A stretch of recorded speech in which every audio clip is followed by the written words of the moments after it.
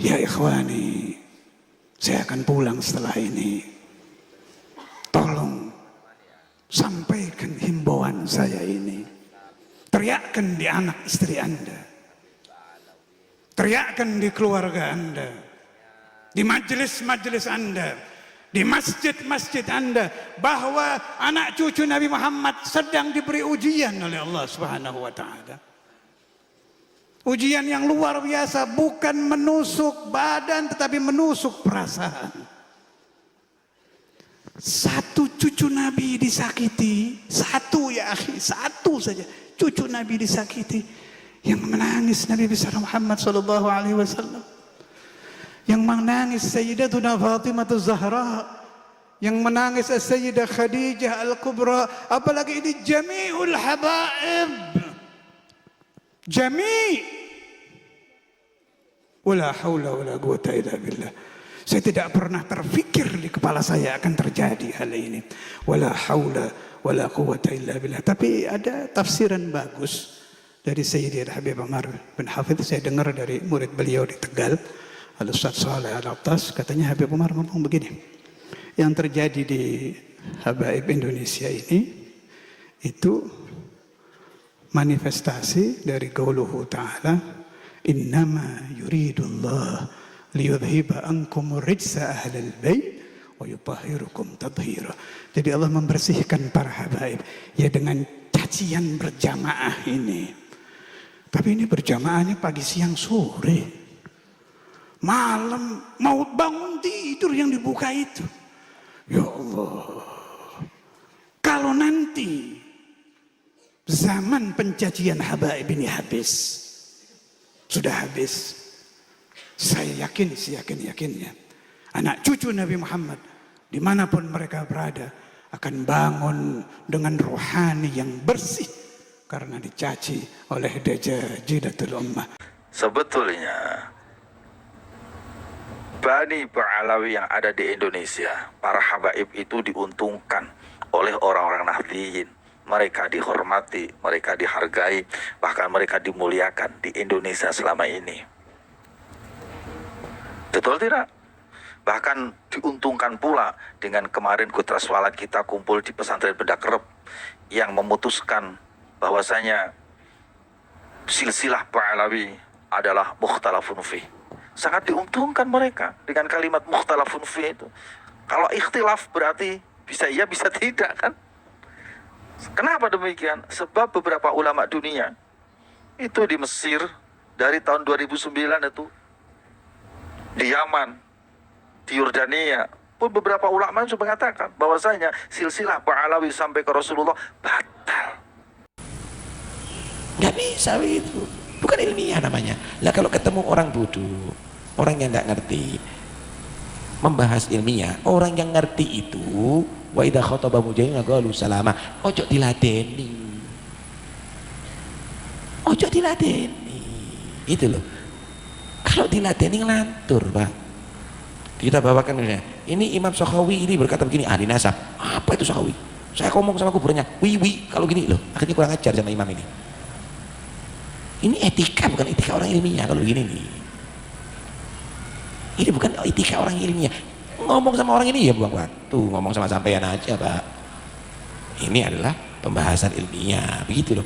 Nggak usah dikubris. Udahlah percaya itu bukan ilmiah. Hah? Ini saking tidak ada pengajian ilmu nasab ini Pak. Kalau ada pengajian ilmu nasab ya buat apa gitu loh.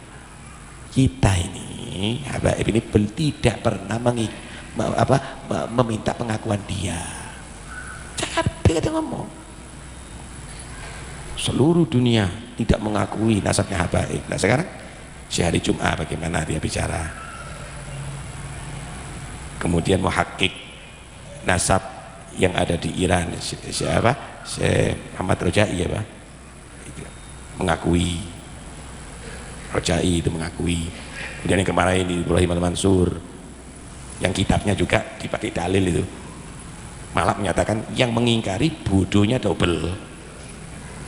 Ini bukan saya yang ngomong ya, dia ngomong yang mengingkari itu bodohnya double karena nggak tahu ilmu nasab.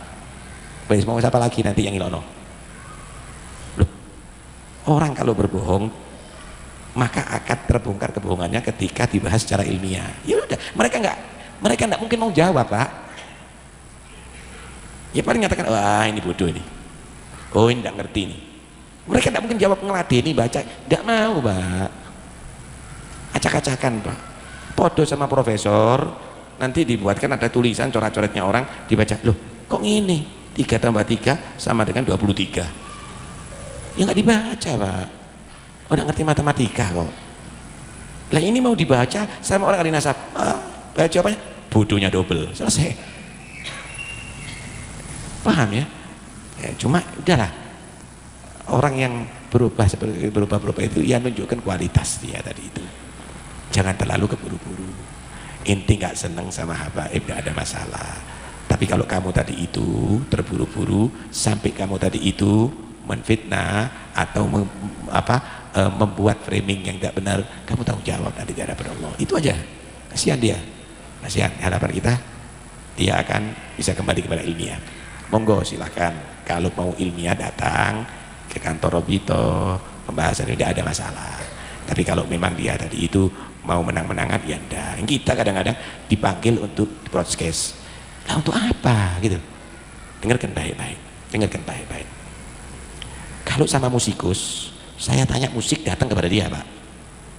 Gimana organ, gimana gitar, saya tanya sama dia.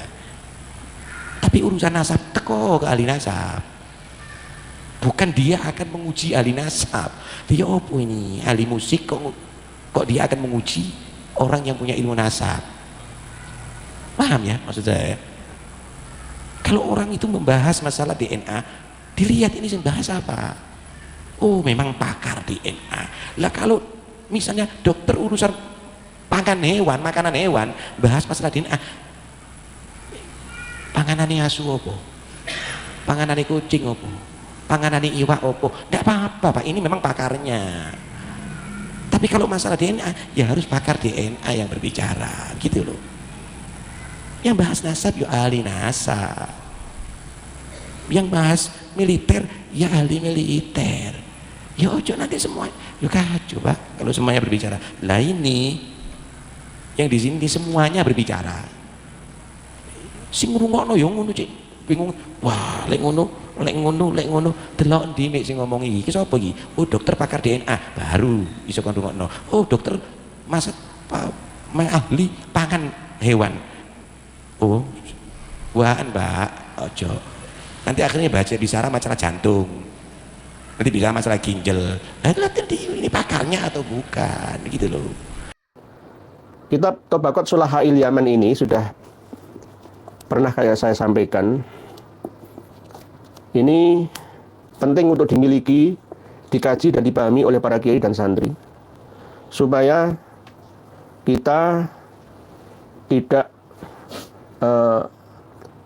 memutuskan sesuatu tanpa data. Banyak-banyaklah membaca. Tidak harus membeli kitabnya. Hubungi saya, akan saya kasih PDF-nya. Kitab Tobaqat Sulahail Yaman ini generasi tingkat orang-orang saleh yang ada di Yaman dicatat semua. Ya tidak semua 100% tidak, tapi yang terkenal di sana itu di Yaman, mulai dari timur sampai barat, mulai dari utara sampai selatan. Ini terkenal dengan kitab Tarikh Al-Barihi karena memang dikarang oleh marga leluhur Al-Barihi yang bernama Syekh Abdul Wahab bin Abdurrahman Al-Barihi As-Saksaki Al-Yamani. Ya dekat kediamannya Imam Al-Janadi, pengarang kitab As-Suluk. Kitab ini disalin oleh Abdullah Muhammad Al-Habsyi, sama seperti kitab As-Suluk, tapi Muhammad Ali bin Husain Al-Aqwa Al-Khiwali yang As-Suluk. Tapi ada sebagian yang disalin juga oleh Abdullah Muhammad Al-Habsyi. Di antaranya ada perubahan atau tambahan isinya, tidak sesuai dengan manuskripnya. Kadang saya masih curiga ya dengan para penyalin kitab yang menyusupkan tulisan pribadinya tapi disandarkan kepada pengarang utamanya. Termasuk diantaranya adalah kitab As-Suluk yang mencantumkan wafatnya seorang tokoh yang hidupnya itu muasir dengan pengarang utamanya, tetapi meninggalnya belakangan. Tidak sesuai dengan meninggalnya pengarang pertama, yakni Imam Al-Janadi 732, tetapi di dalam kitab As-Suluk itu mencantumkan seorang tokoh yang wafat tahun 756. Nah, di dalam kitab Tabaqat Sulahail Yaman ini pernah mau dikoreksi sekaligus mau diutak-atik ya oleh seorang sejarawan dari kalangan Pahlawi, yakni Alwi bin Thohir Al-Khaddad. Kalau ada kitab atau manuskrip tersimpan di Tarim Hadramaut di tangan para Habib Pahlawi itu, kemungkinan ada interpolasi. Nah, ini harus kita sadari ya. Lalu kita teliti, baru kita pahami. Muhammad bin Abdullah Sholeh Al-Barihi ini pertama kali ya. Pertama kali, jadi Al-Barihi itu sama dengan Ibnu Toba. Jadi secara generasi ke generasi dikarang oleh keluarga besar Al-Barihi.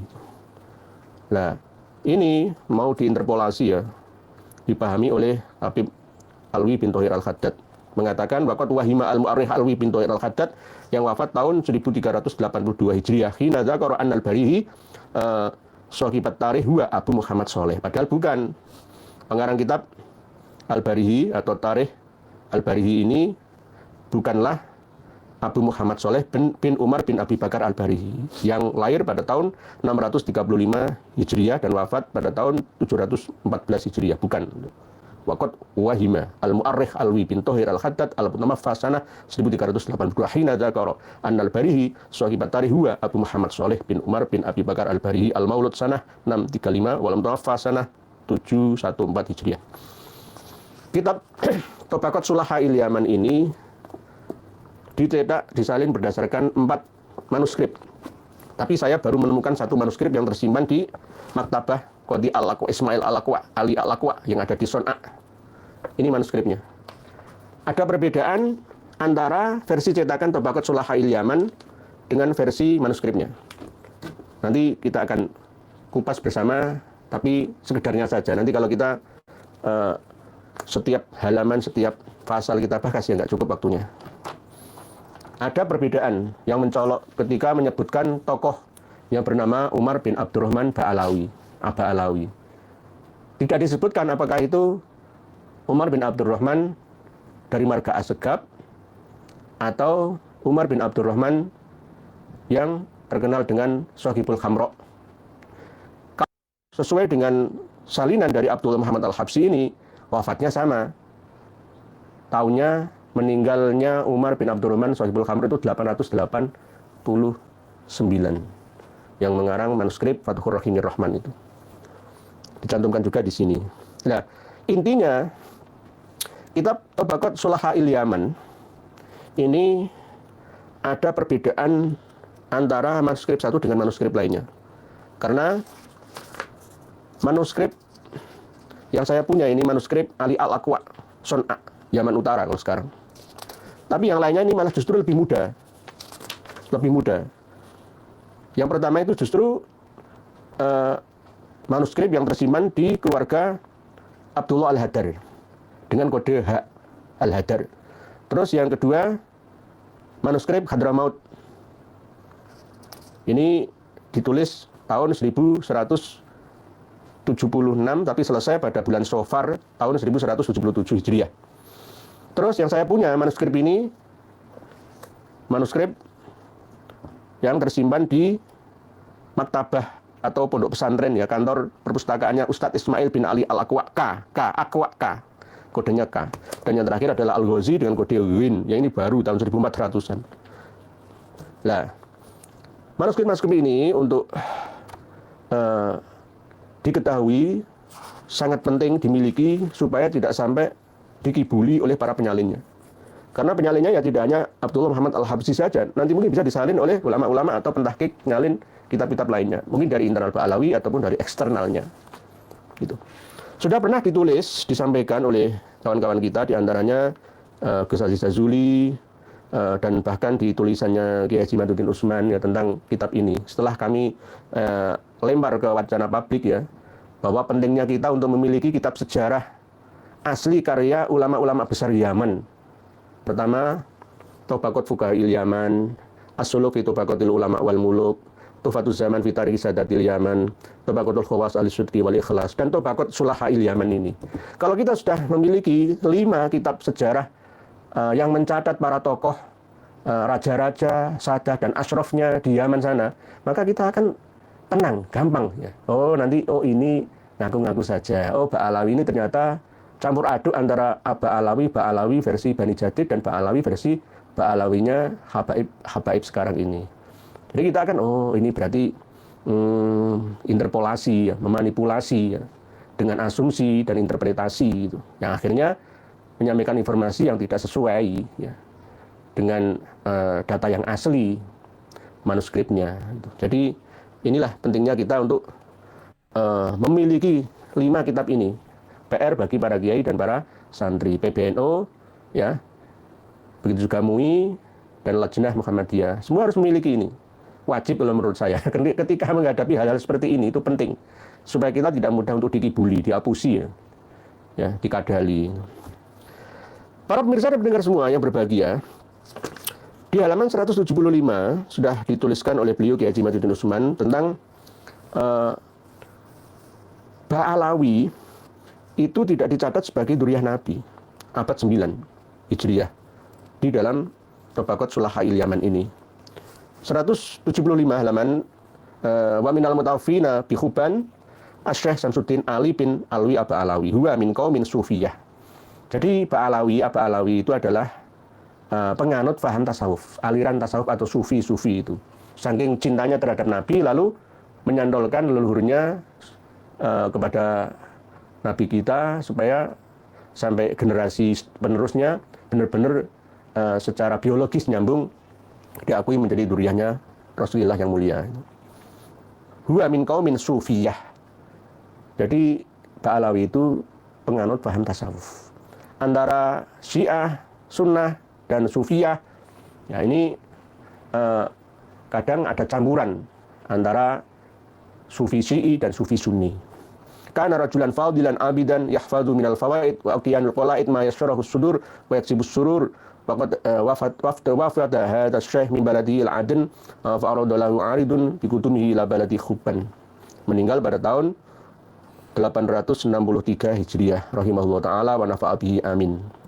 Tadi direportase oleh Al-Barihi di dalam tarikhnya bahwa Al-Ba'alawi atau Alwi Ba'alawi ini bukan duriyah Nabi tapi penganut paham sufi.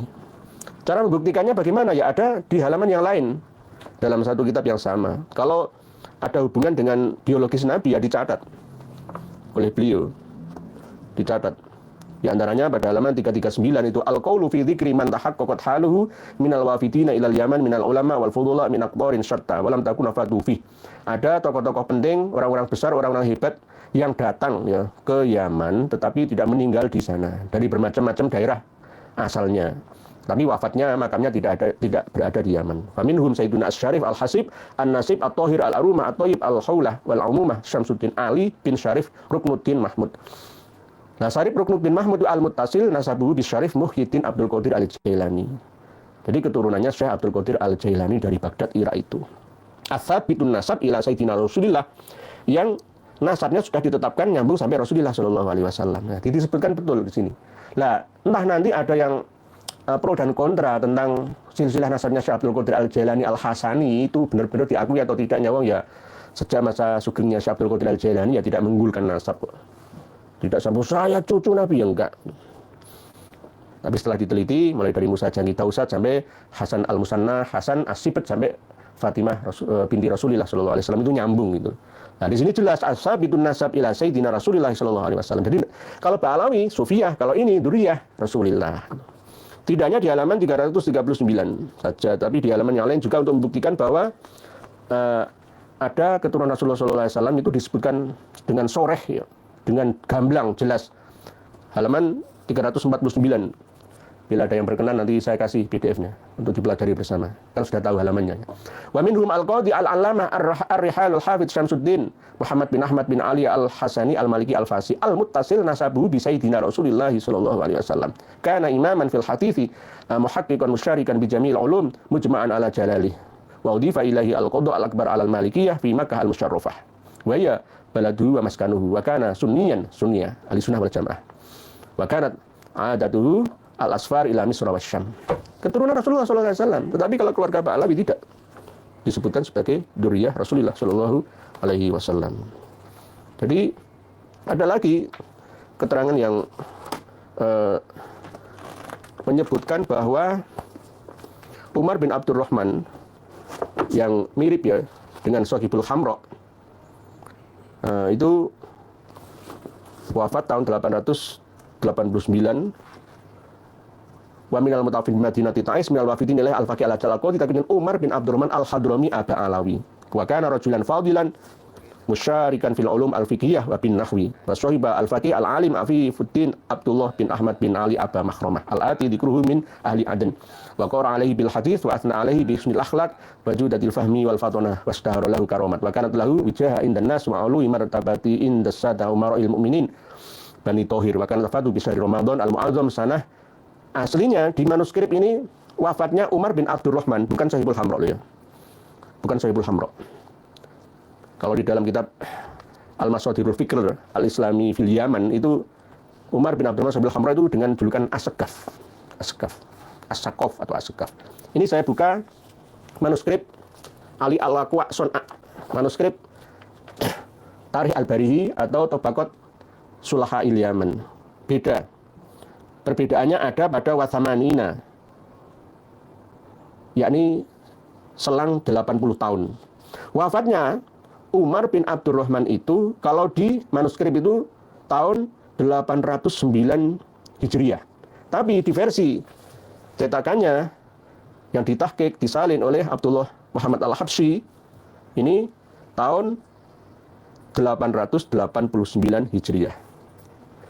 Apakah ini kesalahan atau apa ya, wallahu a'lam. Wallahu a'lam. Bahkan Abdullah bin Muhammad Al-Habsyi mengatakan bahwa manuskrip yang versi Al-Aqwa ini justru katanya banyak tumpang tindihnya, banyak kekurangannya, kata seperti itu. Lah ini kan yang namanya kepentingan ya, semua kan tergantung kepentingan. Ya ini di sini menyebutkan wa kanat wafatuhu fi syahri Ramadan al-mu'azzam qadra sanah tis'un wa thamaniyatu mi'atin. Jadi 809. Kalau di sini tambah thamanin wa thamanin. Tis'in wa thamani mi'atin di sini. Tapi di sini tis'in wa thamanina wa thamani mi'atin. Jadi ada perbedaan 80 tahun. Kalau sesuai dengan yang versi cetakan berarti sama seperti wafatnya Umar bin Abdurrahman Shahibul Hamra yang mengarang manuskrip kitab Fathur Rahimir Rahman atau terkenal dengan nama Umar Al-Hamra, Shahibul Hamra. Hamra itu daerah yang ada di Yaman, di Hadramaut Yaman. Mungkin untuk ngaji-ngaji kitab ini saya cukupkan sekian. Nanti kalau terlalu lama tulisan panjenengan tak terbaca. Saya DNA, ada DNA, sesuai dengan tema. Nanti ketinggalan malah. DNA dari keluarga atau marga Al-Hamid itu sudah keluar. Hasilnya apa? Ya jelas, ya G. G sama. Jadi kalau marga Al-Hamid baik itu pengarang Tarikh Hadramaut Soleh Al-Hamid ya. Tarikh Hadramaut itu banyak. Di antaranya Tarikh Muhammad Asyatiri ya, Tarikh Hadramaut Muhammad Asyatiri. Ada yang Tarikh Hadramaut tapi pengarangnya adalah Soleh Al-Hamid ya. Al-Hamid itu bukan orang Arab asli, tapi pindahan dari Kaukasus atau Persia campuran ya. Campuran berarti ya kalau diteliti sesuai dengan kabar terkini ya ada hubungan dengan Yahudi itu. Askenazi. Jadi kalau di Indonesia siapa? Ya jenengan tahu sendiri, saya nggak mengatakan. Oleh sebab itu saya ingin menantang lagi Kang Mas Muhdor bin Muhammad bin Soleh Al-Hamid, Jember, Tanggul. Ayo tes DNA. Seluruhmu sudah ada yang tes DNA dan hasilnya sudah bisa dibaca. Mau lari kemana itu nggak bisa. Itu catatan Tuhan, catatan Allah Ta'ala. Nggak bisa dihindari. Genetika itu dibantah kayak apa itu, inna nahnu nuhyil mauta wa naktubu ma qaddamu wa atharahum wa kullu syai'in ahsaynahu fi imamin mubin. Itu sudah ada catatan bahwa dalam diri kita itu ada genetika yang berapa persen nyambung ke bapak ibu kita, ada yang berapa persen nyambung ke mbah buyut kita, ada yang berapa persen itu nyambung dengan pak de bude kita, macam-macam dapat kita baca. Bahkan ada unsur Indianya, ada unsur Arabianya, ada unsur Persianya, ada unsur Afrikanya. Itu semua presentasinya saja yang berbeda-beda. persentasenya. Jadi marga Al-Hamid sudah jelas hasilnya. Nanti kalau kurang percaya ya tes DNA. Oleh sebab itu saya sarankan Kang Mas Muhdor bin Muhammad bin Soleh Al-Hamid Tanggul Jember untuk tes DNA supaya hakul yakin, ya, supaya jelas hasilnya, dengan juga tidak mengingkarinya dan kita semua mengetahuinya. Jadi di zaman sekarang ini kita tidak perlu ruwet dan bulat, membuat rumit dan sulit. Segala sesuatu yang mudah dibikin sulit. Jangan berprinsip kalau bisa dipersulit kenapa dipermudah. Jangan, ya dibalik. Kalau bisa dipermudah kenapa malah justru dipersulit. Harusnya begitu. Prinsip kita itu harus seperti itu. Sebetulnya Bani Ba'alawi yang ada di Indonesia, para habaib itu diuntungkan oleh orang-orang Nahdliyin. Mereka dihormati, mereka dihargai, bahkan mereka dimuliakan di Indonesia selama ini. Betul tidak? Bahkan diuntungkan pula dengan kemarin Gutras Walat kita kumpul di pesantren Bedak Rep yang memutuskan bahwasanya silsilah Ba'alawi adalah mukhtalafun fih. Sangat diuntungkan mereka dengan kalimat mukhtalafun fih itu. Kalau ikhtilaf berarti bisa iya bisa tidak, kan? Kenapa demikian? Sebab beberapa ulama dunia itu di Mesir dari tahun 2009 itu, di Yaman, di Yordania pun beberapa ulama sudah mengatakan bahwasanya silsilah Ba'alawi sampai ke Rasulullah batal. Lah kita masih mukhtalafun fi. Enak toh?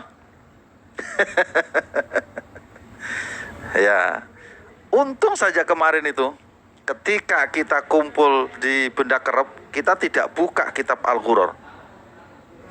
Oh, kalau kita buka kitab Al-Ghuror, makin tidak masuk akal tentang silsilah Ba'alawi sampai ke Rasulullah Muhammad sallallahu alaihi wasallam. Ini nggak masuk akalnya di mana? Bayangkan, pada halaman 115 di dalam kitab tersebut, penentuan nasab Ba'alawi sampai ke Rasulullah itu hanya ditentukan melalui mimpi. Yang mimpi siapa? Lalu disebutkan juga di kitab tersebut di halaman 108 bahwasanya ada seorang ulama namanya Syekh Abdullah bin Alwi bin Faqih Muqaddam. Ada seorang ulama, ini juga gak disebutkan lagi ulamanya siapa, yang bermimpi ketemu Rasulullah, menyatakan bahwasanya Ba'alawi adalah dzurriyyah Nabi sallallahu alaihi wasallam.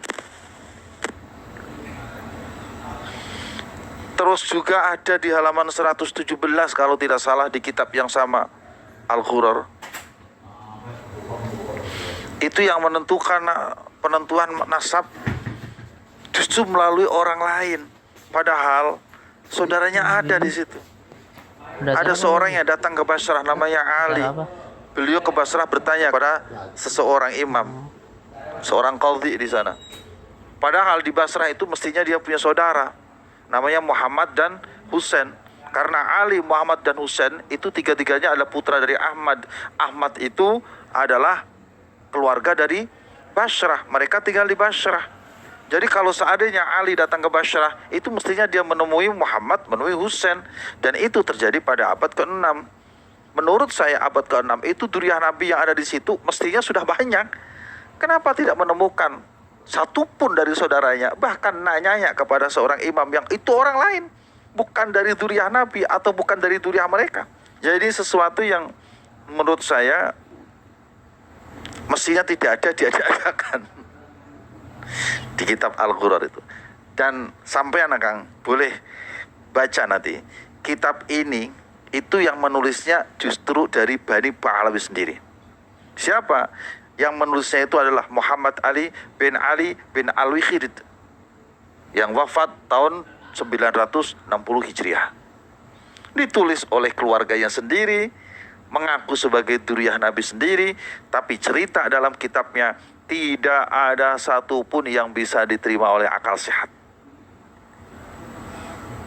Bisa difahami? Alhamdulillah. Jadi sekarang apa masalahnya? Sampai protes, sampai tidak terima, sampai menyalah-nyalahkan. Masalahnya di mana? kita, sekali lagi, kita masih punya rasa. Di tempat-tempat yang lain mah sudah dibatalkan. Allahumma shalli wa sallim wa barik alaihi. Ada lagi yang mau ditanyakan? Kalau bisa pertanyaannya yang lain ya. Kasihan mereka. Kasihannya di mana? Mereka sudah kadung mengatakan ada yang begal nasab. Jika dilihat dari beberapa kitab yang kami kaji bersama, itu yang begal nasab siapa? Bisa jadi pihak orang yang mengatakan begal nasab itu yang membegal nasabnya sendiri. Sekarang kan tinggal bertanya, bagaimana nasibnya yang nasabnya terbegal?